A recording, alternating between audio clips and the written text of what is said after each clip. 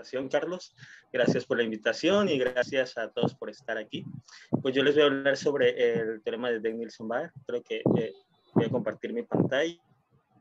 No me acuerdo por dónde era. Así que...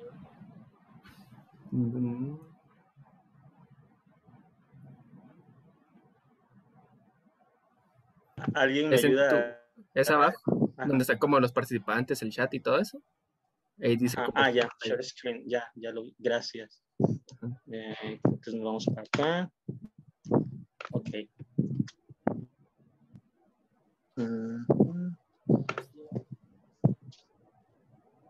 Ok, listo, ¿ya se ve mi presentación? Sí, ya se mira. Vale, ok. Perfecto. Gracias. Ahora sí, me gustaría apagar mi cámara para estar más cómodo. Bueno. Ok, bueno, pues yo les voy a hablar sobre el teorema de Nielsen-Baer, que este fue mi proyecto de tesis de licenciatura. Estuvo a cargo del doctor Jesús Hernández, que muchos de ustedes lo conocen. Y pues es un tema bastante interesante que también estamos estudiando temas relacionados en el seminario de lectura del Mapping Class Group.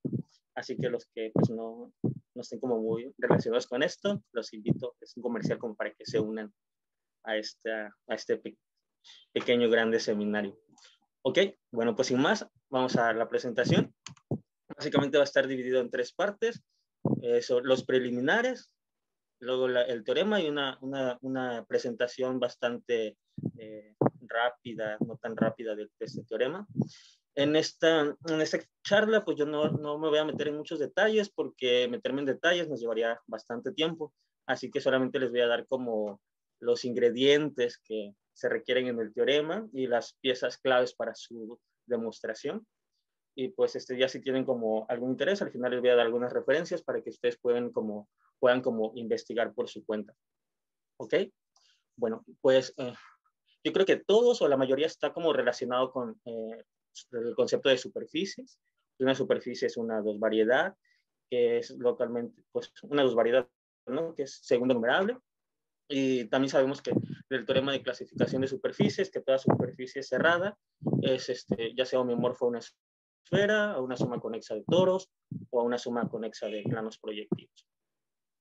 Ese tipo de cosas lo sabemos. Pero también podemos trabajar con superficies con ponchaduras o con puntos marcados.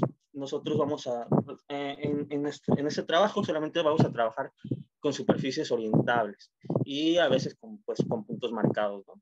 O ponchaduras. Entonces denotamos una superficie SNDG como la superficie de género G con N punchaduras. Pues si N es 0, simplemente lo denotamos como N sub G. Aquí vemos como una pequeña presentación de lo que es una suma conexa. Simplemente es quitarle un disco cerrado a los toros y después unirlos por la frontera y pues hacer el cociente correspondiente, ¿no? Bueno, eso es lo que es una superficie. También relacionados a las superficies, pues hay un objeto y en general a cualquier espacio topológico, ¿no? Ahí está relacionado el grupo fundamental de ese objeto. En este caso, pues nos interesa el grupo fundamental de nuestra superficie de género G mayor o igual que 2, el cual pues se define como el grupo de clases de homotopías de trayectorias. Voy a mover el cursor. El grupo de clases de homotopía de trayectorias que están cerradas en un punto, ¿no? El grupo fundamental para una superficie de género G mayor que 2 admite esta presentación. Tiene 2 G generadores y el elemento trivial es el producto de los conmutadores. Muy bien. Bueno, el otro objeto que también le podemos relacionar a una superficie es el grupo modular de Teichmüller.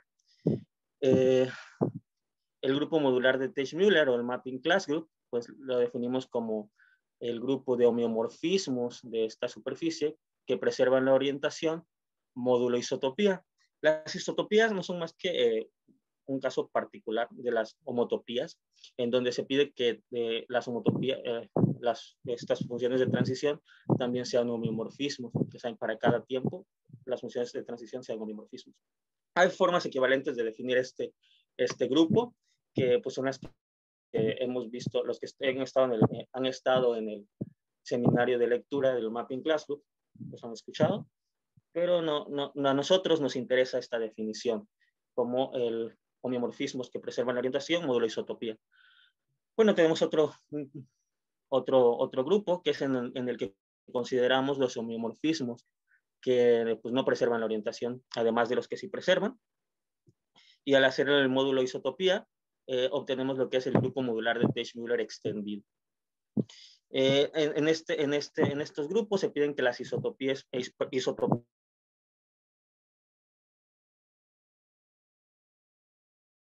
pero pues siempre las dejan fijas, ¿no? Como conjuntos.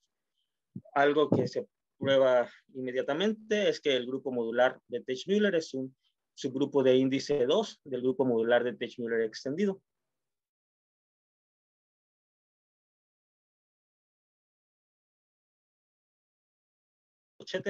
Va a ser un homeomorfismo, un elemento del grupo modular de Teichmüller extendido.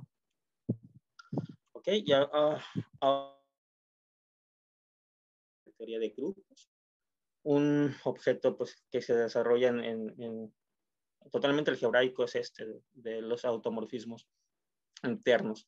Primero, pues un automorfismo interno de un grupo G es una función, es un automorfismo de G que actúa por conjugación. O sea, se dice que bar phi es un automorfismo interno de G si existe un elemento H del grupo tal que a cada G del grupo lo conjuga por H, ¿no? Eso es un automorfismo interno. Resulta ser que el conjunto de todos los automorfismos internos es un subgrupo normal del grupo de automorfismos de G. Y bueno, esto nos permite definir el objeto que a nosotros nos interesa, que es el grupo de automorfismos externos, el cual se define como el grupo de automorfismos de G cociente el grupo de automorfismos internos de G. Vamos a usar esta notación. Si F es un automorfismo de G, F barrita es una clase lateral de F en el out de G. ¿Vale? Ok, ahora ya tenemos como todos los ingredientes que necesitamos en el teorema de Deng-Nielsen-Baer. Y pues básicamente esto es lo que dice el teorema. Esta es la declaración del teorema de Deng-Nielsen-Baer. Todos estos personajes que se mencionan en el teorema hicieron una aportación para la demostración total de este teorema. Y pues sin más, el teorema dice lo siguiente, que para cualquier superficie orientable de género G mayor que 2, el grupo modular de Teichmüller extendido de esta superficie es isomorfo al grupo de automorfismos externos del grupo fundamental de ese sujeto. Es todo lo que tenemos acá. El mapping class group extendido es isomorfo al grupo de automorfismos externos del grupo fundamental. Vaya. Entonces vamos a ver cómo demostrar esto. Primero vamos a probar que todo homeomorfismo de la superficie induce un automorfismo del grupo fundamental. Esto es de la siguiente forma. Dado un homeomorfismo, digamos, phi de nuestra superficie en nuestra superficie, y una trayectoria que une al punto base P con la imagen de P vía phi. Entonces, el automorfismo inducido por phi es este automorfismo que viene dado por esta asignación. A cada clase de homotopía de curvas cerradas le asigna esta especie de conjugación, pero no es una conjugación como tal, ¿no? Bueno, esto se puede probar que efectivamente pues, es un automorfismo de G. Y bueno, diferentes selecciones de homeomorfismos nos van a inducir diferentes automorfismos en el grupo fundamental. Pero también, bueno, notemos que pues este automorfismo de acá depende de la elección de esta trayectoria gamma, lo que acá abajo dice. O sea, fijamos este homeomorfismo y variamos las curvas. Estos nos van a dar diferentes automorfismos del grupo fundamental, pero estos van a resultar ser conjugados en el grupo fundamental. Entonces, esto nos permite dar una definición de una función que va del grupo modular de Teichmüller extendido al grupo de automorfismos externos del grupo fundamental mediante esto, ¿no? También esto es fácil de mostrar que pues, está bien definido y que además es un homeomorfismo de grupos. Eso es totalmente fácil. Lo único que vamos a demostrar nosotros es que esta función de acá es inyectivo y sobreyectivo. Y pues haciendo eso, el teorema de Danielson-Baer quedaría demostrado. ¿Ok? No sé si hay como alguna duda hasta aquí o tenga alguna pregunta. ¿No? Yo creo que no. Ok, vale, gracias. Vale, ok. Bueno, para demostrar primero la inyectividad, ¿no? Vamos a mostrar la inyectividad, necesitamos como varias cositas. Así que uno de las piezas claves para la demostración es el método de Alexander. Este es un método pues bastante general, aunque aquí nosotros lo vamos a utilizar para lo que lo necesitamos, ¿no? El método de Alexander básicamente nos garantiza que para una superficie de género mayor o igual que 2, existe una colección de curvas esenciales cerradas simples, tales que si phi fija la orientación y las clases de homotopía libre de estas curvas, entonces phi es isotópico a la identidad. ¿Ok? ¿Vale? Ahora notemos que existe una biyección entre las clases no triviales de conjugación en el grupo fundamental con las clases no triviales de homotopía libre de curvas cerradas y orientadas en nuestra superficie. Esto, pues aquí vemos como un bosquejo de lo que les estoy diciendo. Si nosotros tomamos como cualquier curva en la superficie, esto pues, lo podemos identificar como un elemento del grupo fundamental, simplemente como tomando una trayectoria de nuestro punto base a esta curva. Y pues nuevamente, variando la curva, obtenemos diferentes elementos del grupo fundamental, pero estos van a resultar ser que son conjugados, ¿no? como lo que tenemos aquí. Así que, pues este tipo de cosas nos da esta biyección entre las clases de conjugación del grupo fundamental y las clases de homotopía libre de curvas cerradas y orientadas en la superficie. Así que, bueno, el Mapping Class Group generalmente estudia las acciones en curvas y pues por eso nos de extrañarnos que aparezcan las curvas en la superficie, ¿no? Ok, bueno, entonces vamos a probar la inyectividad de sigma.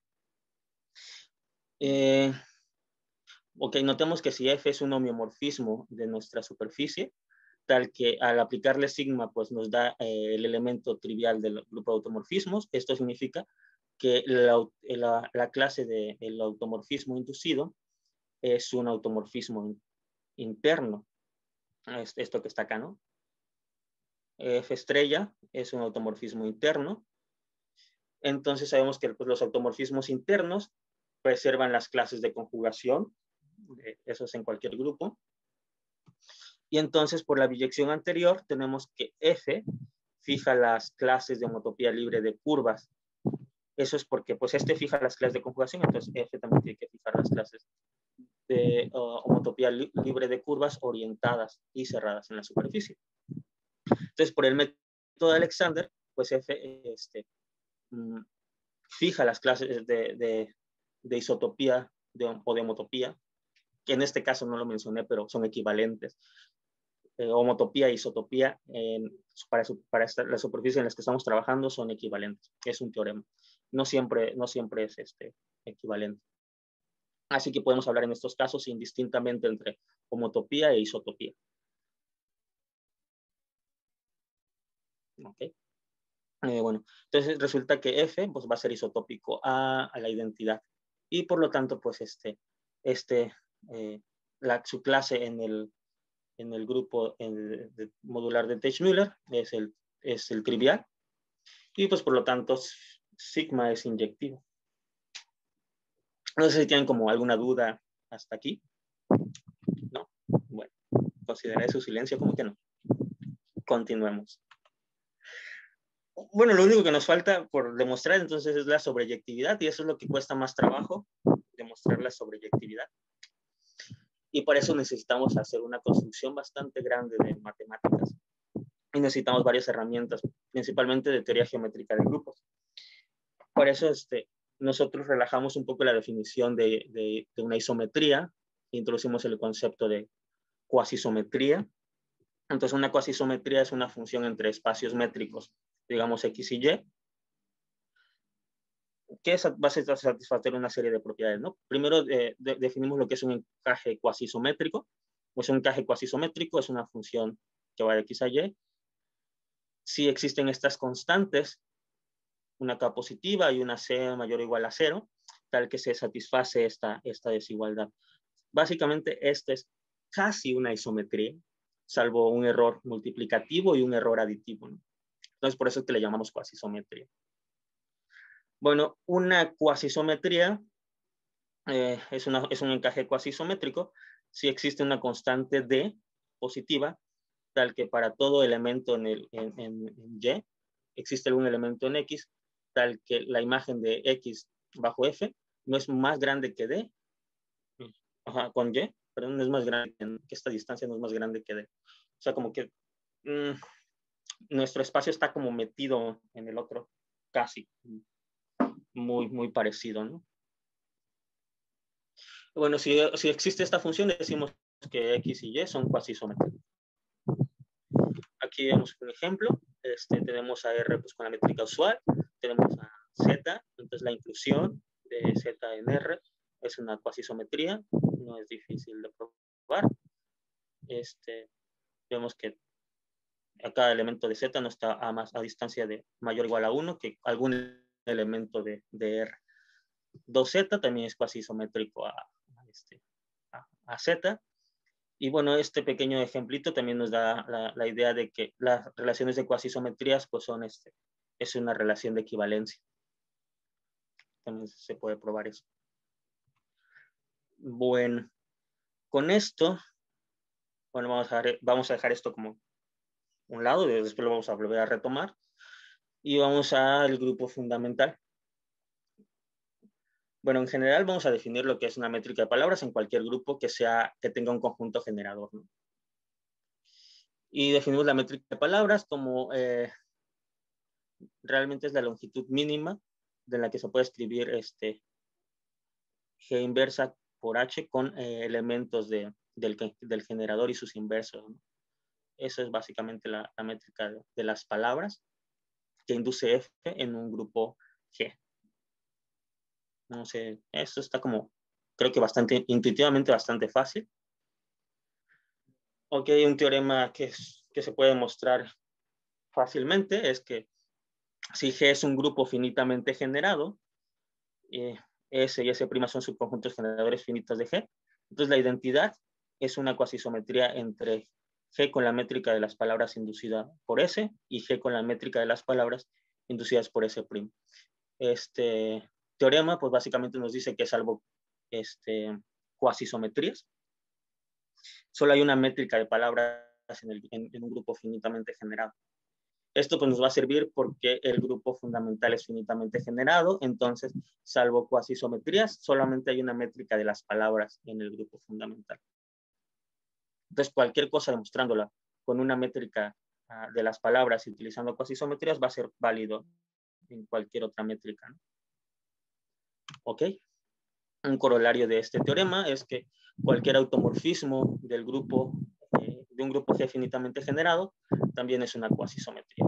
Aquí vemos una demostración, no es tan larga, simplemente consideramos las preimágenes del conjunto generador y notamos que se cumple esta identidad. Entonces, por el teorema anterior, podemos sustituir ya que la identidad es una cuasisometría, podemos sustituir y sale fácilmente que los automorfismos son cuasisometrías del grupo fundamental con las métricas de las palabras. ¿Ok? Ok. Y bueno, como les decía, ¿no? El grupo fundamental es finitamente generado, podemos inducirle esta métrica al grupo fundamental, pero no es la única métrica que nosotros podemos, de la única métrica a la que nosotros podemos dotar al grupo fundamental. Hay otra métrica con la que lo podemos dotar y esto viene dado por una función cubriente. Y esta métrica la vamos a llamar la métrica hiperbólica. Pues como se sabe, el cubriente universal riemanniano de una superficie de género positivo, mayor o igual que 1, bueno, que 2. Es el plano hiperbólico. Entonces, bueno, también es un resultado estándar de la teoría de cubrientes que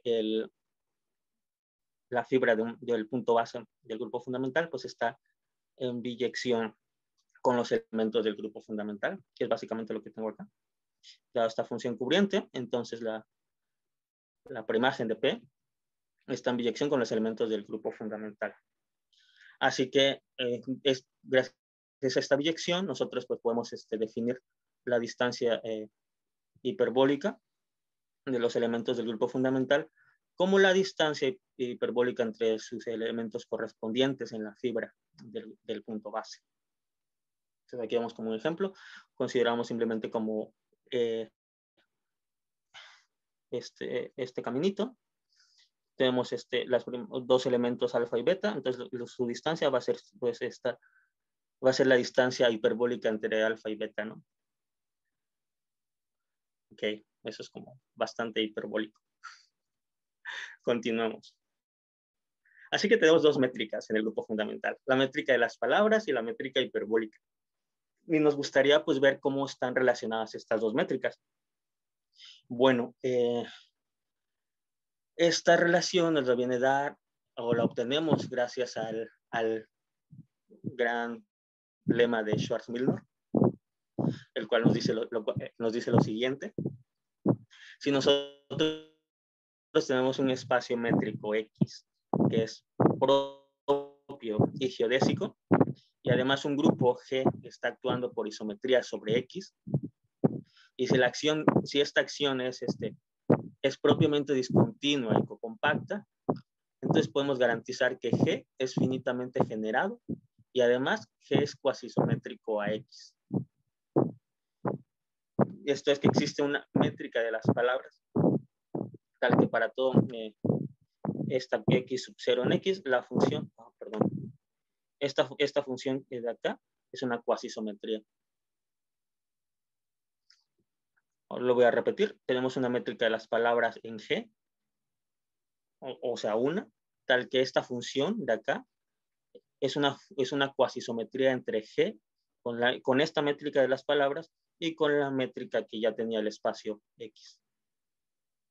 Bueno, pues resulta ser que el grupo fundamental pues sí actúa sobre el cubriente universal, sobre el plano hiperbólico y pues en esencia sobre la fibra de P de todas estas formas. Es propiamente discontinua, cocompacta, además pues tenemos un espacio geodésico y todo eso. Entonces se cumplen todas estos requisitos. Entonces podemos concluir que el grupo fundamental con la métrica hiperbólica es cuasisométrico al grupo fundamental con la métrica de las palabras. Y pues como ya sabíamos que salvo cuasisometría solo hay una métrica de las palabras, entonces también como la cuasisometría es una relación de equivalencia, podemos concluir que también, salvo cuasisometrías, solo hay una métrica hiperbólica. Porque para cada métrica hiperbólica vamos a tener una métrica de las palabras, pues todas son, salvo cuasisometría únicas, entonces pues, son únicas todas, ¿no? Así que cualquier cosa demostrando, utilizando la métrica de las palabras o demostrando la métrica hiperbólica van a ser equivalentes estos teoremas. Bueno, eso nos sirve para lo siguiente que vamos a ver. Primero recordemos que el plano hiperbólico, más bien las isometrías del plano hiperbólico, se dividen en esencia en tres clases. Los elementos elípticos, que son los que dejan exactamente un punto fijo en el plano hiperbólico. Las isometrías parabólicas, que dejan exactamente un punto fijo en la frontera visual del plano hiperbólico. Y los elementos hiperbólicos, estos dejan exactamente dos puntos fijos en la frontera visual del plano hiperbólico. Entonces, considerando el plano hiperbólico como el modelo del disco de Poincaré, esto sería así como una isometría hiperbólica, bueno, como un bosquejo muy vago de lo que sería lo que haría una isometría hiperbólica, deja dos puntos fijos y pues uno actúa como repulsor y otro como atractor. Y pues nada más puse un dibujo de esto porque es el que me va a interesar, todos los demás para mi tesis no me interesaron, salvo demostrar que no los necesitaba.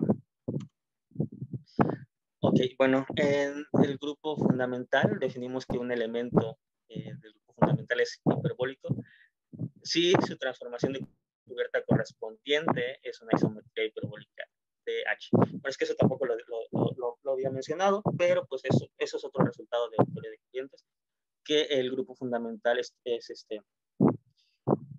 se puede identificar con las transformaciones de cubierta del grupo del plano hiperbólico. Así que, bueno, vamos a tener que un elemento del plano hiperbólico va a ser una isometría un elemento del grupo fundamental va a ser una isometría, induce una isometría en el plano hiperbólico.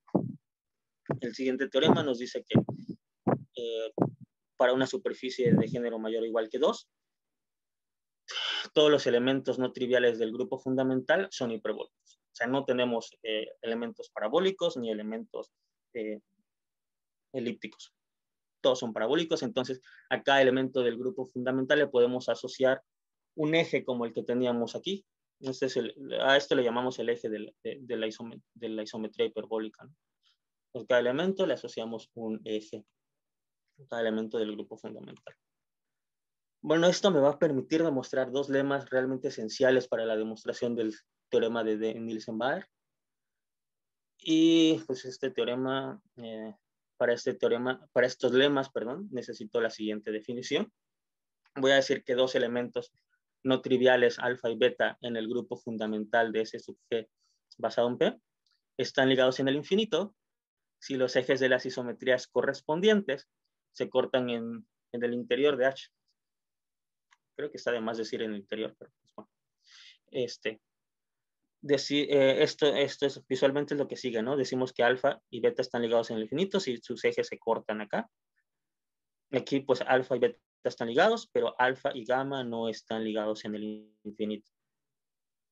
Un lema que se utiliza demostrando cuasisometrías es este. Si G es mayor o igual que 2, fijamos una función cubriente del plano hiperbólico en nuestra superficie de género G y tomamos un automorfismo del grupo fundamental, entonces dos elementos gamma y delta no triviales del grupo fundamental van a estar ligados en el infinito si, solo si, sus imágenes bajo este automorfismo están ligados en el infinito. En otras palabras, tenemos que los automorfismos preservan ligaduras en el infinito. Como les mencionaba, este lema pues la demostración es bastante larga y pues es aquí donde utilizamos el hecho de que en el grupo fundamental hay una sola métrica, tanto de las palabras como de la métrica hiperbólica, porque como mencionamos anteriormente, phi es una cuasisometría con la métrica de las palabras en el grupo fundamental, pero para demostrar este lema de acá, utilizamos que phi es una cuasisometría con la métrica hiperbólica. ¿Ok? Y es por eso que es importante pues, haber hablado y dicho todo lo anterior. ¿Okay? No voy a dar una demostración de esto, pero pues básicamente así se hace una construcción muy parecida a estos. Esta de acá, hacemos los levantamientos, los puntos correspondientes de cada trayectoria gamma y delta. Y pues si suponemos que no están ligados, se debería cumplir esto. Al aplicarle phi como es una cuasisometría, deben haber dos puntos que no estén lo suficientemente lejos. Y pues va a haber una contradicción porque van a haber dos segmentos geodésicos en la imagen de phi que se cortan, ¿no? Y acá construimos caminos que no se cortaban. Y eso contradice el hecho de que phi sea una cuasisometría. ¿Ok? Continuemos. Como corolario, tenemos el siguiente. y es que podemos también decir cuando tenemos tres elementos en el grupo fundamental, digamos alfa, beta y gamma, entonces podemos decir que dos elementos están del mismo lado de uno o no. Por ejemplo, aquí podemos decir que beta y alfa están del mismo lado de gamma, o que alfa y gamma están en lados distintos de los que define beta, ¿no? Y pues este corolario nos dice que esto de estas clasificaciones, esta definición, se preserva bajo automorfismos. Si dos elementos están del mismo lado del eje de otro, entonces sus imágenes también van a quedar del mismo lado. Listo, pues son las cosas que necesitamos para demostrar la sobreyectividad. Así que si nosotros tomamos un automorfismo del grupo fundamental, entonces hay que demostrar que existe un homeomorfismo de nuestra superficie, tal que su mapping class group o su elemento correspondiente en el grupo modular de Teichmüller extendido, induce un automorfismo, induce la clase la clase de phi en el automorfismo, en el grupo de automorfismo del grupo fundamental, la clase lateral del grupo de automorfismos internos, esta cosa de acá, ¿no? Bueno, pues esto equivale a probar que existe un automorfismo interno, digamos, y sub alfa inversa. Esto solo le pongo inverso porque aquí me va a servir. Del grupo fundamental, tal que se cumple esta relación, ¿no? O sea, que phi compuesto con que se cumple esta composición. Esta es psi, ¿no? Psi estrella inversa compuesto con phi de beta es igual a este automorfismo interno evaluando a beta para todo beta en el grupo fundamental. Pero pues como todos estos son homeomorfismos, son homomorfismos de grupos, es suficiente probar que esto se cumple para los generadores del grupo fundamental. No lo necesitamos probar para todo beta en el grupo fundamental, sino simplemente para los generadores. Como son 2G generadores en el grupo fundamental, entonces hay que probar que existe un automorfismo interno, tal que esta composición deja fijo cada generador del grupo fundamental. Así que es lo que vamos a hacer, es lo que resta por hacer. Bueno, algo que necesitamos es definir lo que es una cadena. Una cadena en una superficie S, pues va a ser una colección de curvas, digamos, C1 hasta C2 hasta C2G, tales que se cumplen las siguientes características. Esta ahí denota el número de intersección geométrico, simplemente es como las veces que se intersectan las curvas en la superficie.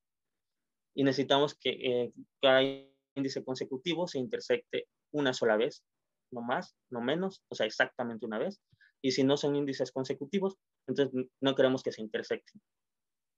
También les damos orientación a las curvas, de tal forma que esta intersección tenga índice positivo. Esto esta ahí se llama número de intersección algebraico y posiblemente se define como +1 o -1, y es +1 si la intersección es consistente con la orientación de la superficie, y es -1 si pues no lo es. ¿Okay? Entonces tenemos que esto es una cadena, ¿no? Este es un ejemplo de una cadena en un dos toro, ¿no? Tenemos estas curvas. ¿Y esto por qué nos sirve? Lo que pasa es que, como por la biyección que les mencioné como al principio, al mostrar la inyectividad, tenemos lo siguiente. Estas clases de isotopía pues están en biyección con las clases de conjugación de los elementos generadores del grupo fundamental. O sea, aquí visualmente podemos ver que, por ejemplo, C1 pues está en la clase de isotopía de gamma 1 o de homotopía. Gamma 2 está en la clase de homotopía de C2 y así sucesivamente, ¿no? Entonces, si nosotros consideramos la clase de conjugación de esta, va usando como de la notación, CI va a representar la clase de conjugación de gamma de I en el grupo fundamental. Entonces, lo que nosotros vamos a probar es de que estas CIs, bueno, Bueno, esto es lo que dije ya. Lo que vamos a nosotros demostrar es que al aplicarle a estas clases de al grupo fundamental, también forman una cadena, ¿no? A ver, lo voy a repetir, como que no se entendía muy bien. Si yo considero estas curvas de acá, son clases de conjugación en el grupo fundamental, phi me induce me mueve las clases de conjugación, ¿no? Porque me mueve los elementos del grupo fundamental, entonces me mueve las clases de conjugación. Entonces, como cada clase de conjugación le corresponde una clase de isotopía de curvas, que es esta, yo voy a decir que esta es la clase de isotopía correspondiente a la clase de conjugación de phi de CDI. Voy a probar que esas clases de isotopías de curvas también forman una cadena en el grupo, en la superficie. Es lo que voy a probar. Entonces tengo que probar básicamente lo que les mencioné de las propiedades que satisface una cadena, ¿no? Voy a probar que cada curva, phi de CDI, tiene un representante simple, que los índices consecutivos se intersectan una vez, los índices no consecutivos no se intersectan ninguna sola vez, y que el número de intersección algebraico pues no depende del índice, o son todos menos unos o son todos menos o más uno. Entonces, para demostrar que en estas clases de isotopía hay un representante simple, o equivalentemente que esto es un representante simple, ¿no? Es que usamos la siguiente caracterización.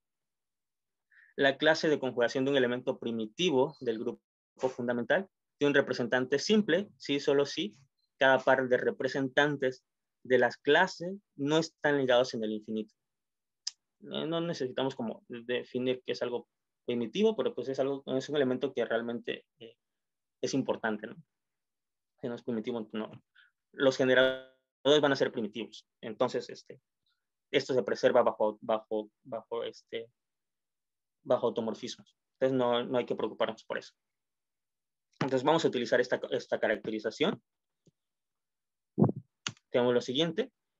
Como esta clase de isotopía de gamma de I tiene un representante simple, CDI. Esto pasa así solo si cualesquiera elementos en esta clase están ligados en el infinito. Clases de conjugación, ¿no? Es lo que nos dice esta caracterización. Tiene un representante simple, si solo cada par de representantes de la clase de conjugación no están ligados en el infinito. Entonces, bueno, esto se preserva bajo phi, por lo que demostramos en el lema de ligados en el infinito. Entonces, aquí aplicamos phi, sabemos que cualesquiera phi de alfa de i y phi de alfa de beta, de esta clase de conjugación no están ligados en el infinito. Entonces, aplicando la caracterización anterior, obtenemos que esta clase de conjugación tiene un representante simple, ¿no? Acuérdense, clase de conjugación es lo mismo que clases de isotopía libre de curvas cerradas y orientadas. Así que no hay tanto problema con eso.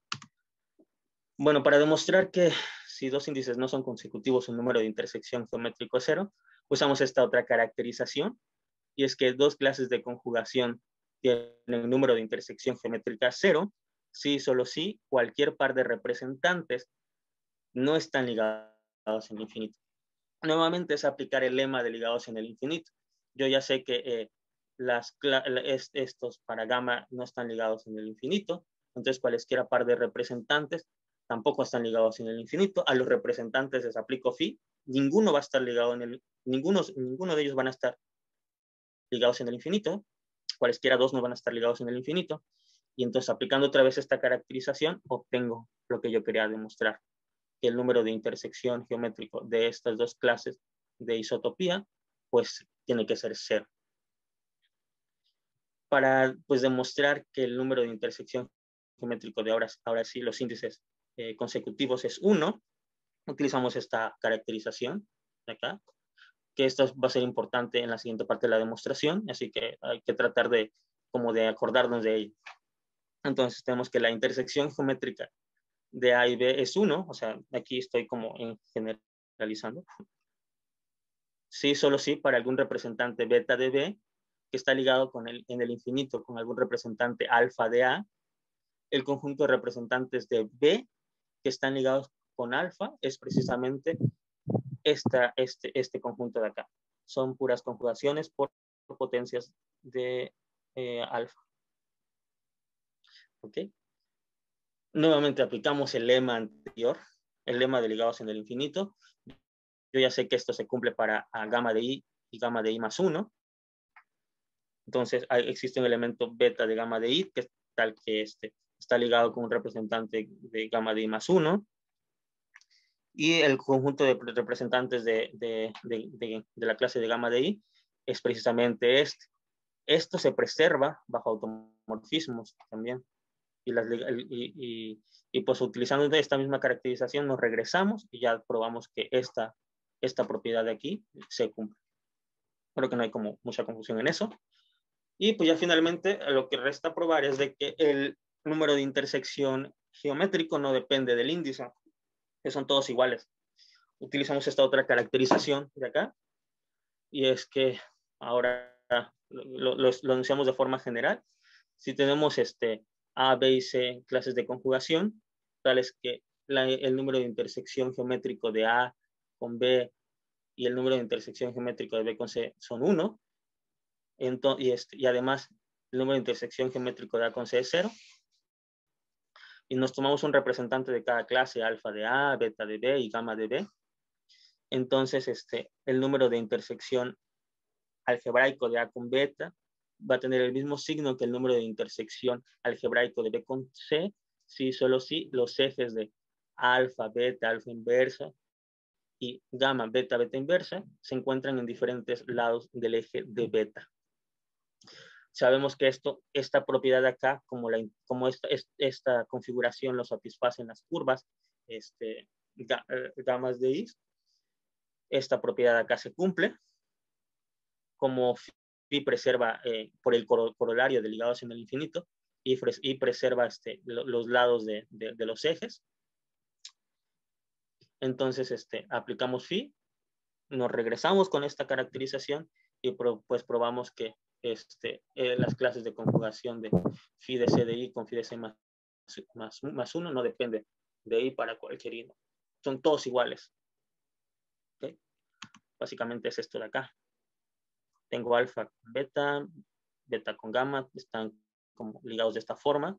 Aplico phi, esto pasa así, solo si al conjugar beta con alfa, ya no está ligado con beta y ya no está, y este otro elemento ya no está ligado con beta. Aplico phi, se preservan las ligaduras, no importa cómo quede, el caso es que me queda una configuración como esto, y esto pasa así, solo si estos elementos tienen esta configuración de acá. Y pues ya, ¿no? Con eso terminamos de probar que que nuestro conjunto de phi de C sub is forman una cadena también en nuestra superficie. Entonces tenemos dos cadenas, tenemos las cadenas de curva CDI y las cadenas de curva CDI. Para relacionarlas, pues hay otro teorema que se enuncia como el principio de cambio de coordenadas. También es muy general, pero lo anunciamos para lo que lo necesitamos.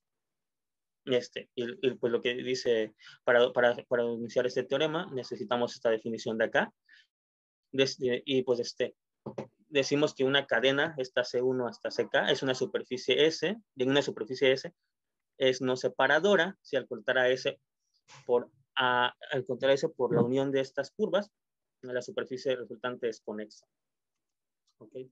Esta definición nos sirve porque para demostrar este principio de cambio de coordenadas, lo que hacemos es cortar sobre estas curvas, luego emparejamos como queremos, volvemos a unir y hacemos el cociente correspondiente y obtenemos este resultado que se enuncia acá, ¿no?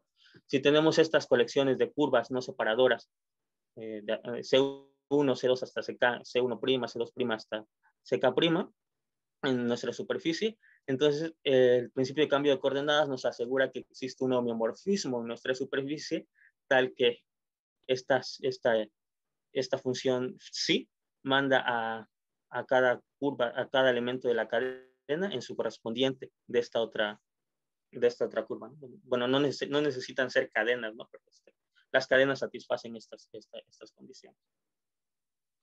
Así que, pues, por el principio de cambio de coordenadas, existe un homeomorfismo, sí, de nuestra superficie y nuestra superficie, que deja fijo P, y además satisface que la imagen de cada curva CDI bajo esta función sí cae directamente en la curva phi de C sub I. Y pues nuestro candidato para demostrar que nuestro automorfismo del grupo fundamental está inducido por un homeomorfismo de S es este de acá, ¿no? Es esta sí. Entonces, vamos a probar que pues esto, que pues se da eso, ¿no? Bueno, aquí son unas cosas que ocurren, que esta es sí estrella, de CDI es la clase de conjugación de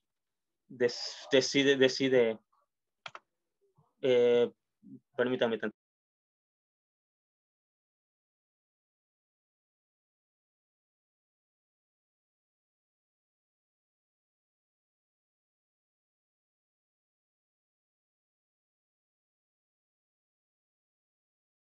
Oh, ya, perdón, hubo un error técnico, pero ya No te regresaba. preocupes. Ok, continuemos. Entonces debemos de probar, bueno, es lo que afirmamos, ¿no? Que FIDE en la clase de isotopía de sí es igual a la clase lateral de esta phi en el grupo de automorfismos de G, ¿no? Entonces debemos de probar lo siguiente, que existe un automorfismo interno I sub alfa en el grupo fundamental, tal que phi compuesto con esta función estrella inverso es este automorfismo interno. Y esto se debe cumplir pues para todo elemento en el grupo fundamental. Pero como yo les había dicho antes, es suficiente probarlo para los generadores del grupo fundamental. No lo necesitamos hacer para todos. Ok. Lo que vamos a hacer es algo de inducción. Vamos a probar que existe un automorfismo que preserva el 1. También vamos a probar que existe que ese mismo automorfismo pues preserva el 2. Y de ahí vamos a generalizarlo para cualquier, para la I que necesitemos. Bueno, vamos a denotar por F a la composición de psi estrella inversa con esta función de aquí. Con phi. Ajá. Ok, pues sabemos que pues F es un automorfismo, entonces F preserva ligaduras en el infinito, y además F deja fija las clases de conjugación, las clases o bien las clases de isotopía libre de curvas cerradas simples con orientación para todas las curvas que nos importan, ¿no? Entonces, en particular, pues fija la clase de conjugación de gamma 1. Entonces, F de gamma 1 es una conjugación de gamma 1. O sea, existe un alfa 1 en el grupo fundamental, tal que F de gamma 1 se escribe de esta forma, ¿no? Alfa sub 1 inversa, gamma 1, alfa sub 1. Bueno, pues como haciendo una especie de despeje, pues obtenemos esto de acá. Tenemos que este automorfismo interno I sub alfa, compuesto con F, deja fijo al elemento gamma 1 del grupo fundamental. Ok, entonces tenemos lo siguiente. Tenemos además que F deja fija la clase de conjugación de C2. Esta composición sigue siendo un automorfismo del grupo fundamental, por lo tanto preserva ligaduras en el infinito. Tenemos que gamma 1 y gamma 2 están ligados en el infinito. Además, su intersección geométrica de las clases de isotopía de curvas, clase de isotopía correspondientes es 1, ¿no? Entonces, dada la caracterización que les mencioné de cuando tenían un número de intersección geométrica 1, se deduce que al evaluar gamma 2 en esta función, este elemento de acá tiene que tener esta forma de acá, tiene que ser un conjugado, tiene que ser de esta forma de acá, ¿no? No sé. Ya quisiera llegar a aquel punto, pero bueno. Ok, es esta cosa de acá, ¿no? Sí, ¿no? Porque esto como preserva ligaduras en el infinito, esto está ligado con esta cosa de acá, su número de intersección sigue siendo 1, entonces por aquella propiedad, este elemento tiene que ser, de este elemento tiene que tener esta forma para algún K en Z, ¿no? Ok, bueno, entonces haciendo como especie de despeje, obtenemos lo siguiente. Este automorfismo interno dado por este elemento compuesto con F, pues va a dejar fijo a gamma 1 y también deja fijo a gamma 2, por lo que ya vimos, ¿no? Entonces, como deja fijo a estos dos, tenemos que esta composición deja fijo, y pues es un automorfismo, deja fijo a cualquier elemento de esta forma. Cualquier elemento de esta forma. Bueno, entonces ahora por inducción podemos probar que esta función de acá deja fijo a cualquier gamma de i para cada i mayor o igual que 3.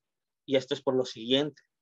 Gamma de i se caracteriza en el grupo fundamental porque está ligado con gamma de i menos 1, gamma de i sub menos 1, y además porque su eje en el plano hiperbólico se encuentra entre los ejes, entre los ejes de esta especie de, más bien esta conjugación de acá, que sería gamma sub i menos 1 elevado a una potencia L de un entero, con gamma de i gamma sub i menos 2, con aquí debería ser menos, según yo. Aquí debería ser el negativo, si me falta un signo acá. Y esta cosa de acá, para un entero L. Bueno, aplicando el lema que nos interesa, el corolario del ligado en el infinito, pues esto se preserva también para phi. Entonces, al aplicarle eso a estos elementos, como esto ya los deja, esta función deja fijo a estos elementos de acá, entonces al aplicarle phi de i, al aplicar phi de i a esta función a phi de i, el elemento que nos queda tiene que ser exactamente phi de i, por cómo está caracterizado phi de i, no puede ser otro. Entonces, pues esta función tiene que dejar fijo a cada gamma de i. Bueno, no es que tiene que dejarlo, ¿no? Que solamente pues, lo deja fijo. Entonces, pues ya hemos probado que este es el automorfismo interno que estamos buscando. Y su gamma de 1 a la k por alfa de 1, el automorfismo que necesitábamos para probar que efectivamente la función sí induce la clase lateral de la función phi, y que era lo que queríamos demostrar. Entonces ya así queda demostrado el teorema de Nielsen-Baer. No sé si tienen como alguna pregunta de mi parte. Es todo. Así que pues. Muchas gracias, Joaquín. Fue una muy buena exposición. Sí, muy detallado, sobre todo la parte del final. No, estuvo muy bien. No sé si alguien del público tenga alguna pregunta. Y te puse un corazón. No lo sé. Pregunten si tienen alguna duda. Trataré de responderles. ¿No? Los mandaré a leer alguno de estos libros de acá. ¿En cuál libro está como una prueba? O al menos como un bosquejo. Bueno, pues en la demostración realmente todo lo que se necesita, bueno, casi todo está en esta referencia en la 1, en este libro de Far Margalit, A Primer Mapping Class Group, que pues está en internet, pueden descargar. Creo que es el capítulo 8 de la sección 1, básicamente le dedica todo ese capítulo a la demostración de este teorema. Está bastante interesante. Luego pues se puede profundizar más. Okay.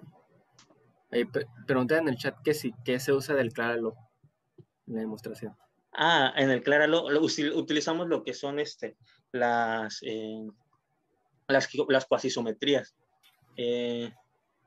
Básicamente ahí en el Juan Margalit utiliza, creo que el lema de Schwarzschild para demostrar que el grupo de automorfismos, que los automorfismos son cuasisometrías. Pero pues eso se puede demostrar con pura teoría geométrica de grupos, no necesitamos como meternos en otras herramientas, y básicamente es lo que yo hice en mi tesis, y para eso utilicé el Claralog. O sea, claro, para la parte correspondiente a esto de cosisometrías, ¿no? Y todo eso, esas Exactamente. herramientas, ¿no? Sí, sí, es que luego también lo puedes ver desde un punto de vista, por ejemplo, estas curvas las puedes ver como un grafo. Entonces, utilizas como el grafo de Cayley para definir la métrica de las palabras. Pues de hecho, bueno, ahorita que ya que mencionaste eso, porque recuerdo que hay como un resultado, ¿no? Que te dice que, creo que es este mapping class group extendido, ¿no?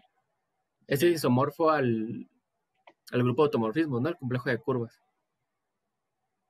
¿Se podría dar una demostración usando eso? O sea, el mapping, realmente no sé. O no se lo dije mal, pero... Repítelo, no entendí bien. Sí, porque, o sea, si es como que el mapping class group extendido, sería isomorfo al grupo de automorfismos del complejo de curvas, ¿no? Uno que las asocias, ¿no? Esas curvas cerradas simples. No sé si a lo mejor ahí se puede dar otra prueba al teorema. Y bien, no quisiera responder porque realmente yo no sé mucho sobre complejo de curvas. Todo lo que he escuchado es como... Sé que los estoy utilizando implícitamente, pero no me metería más en eso.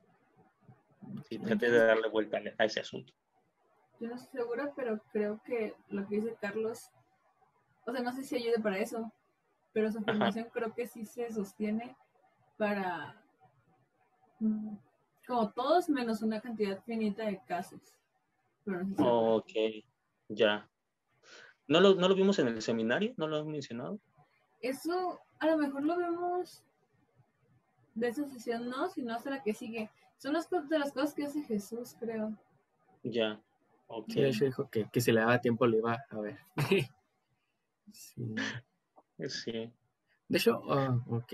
Yo tenía una última pregunta, que iba también un poco en el sentido de... Porque, o sea, yo estaba pensando, ¿no? O sea, en este resultado, ¿no? Tenemos que básicamente, o sea, tenemos que el grupo de automorfismos externos del Pi1 es isomorfo, ¿no? Este mapping class group extendido.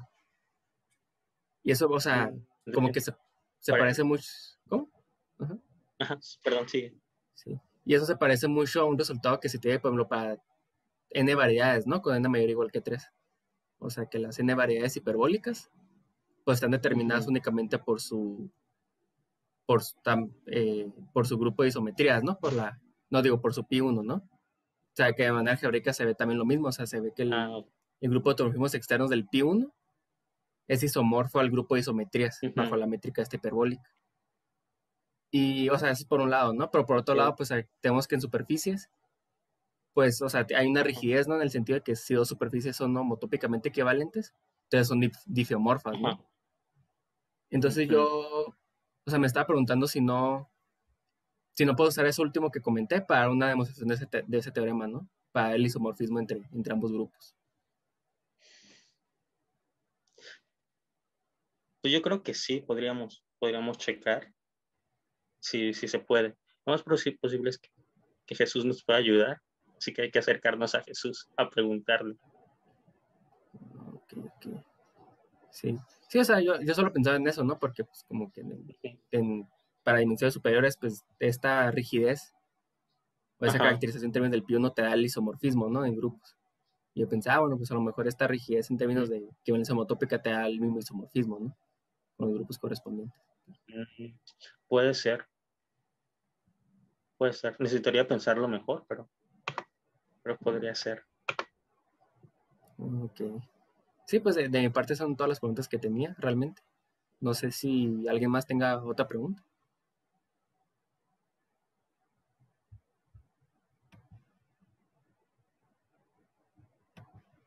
Bueno, entonces si es el caso, pues te volvemos a agradecer, Joaquín. La verdad que muchas gracias por animarte a dar la charla en el seminario.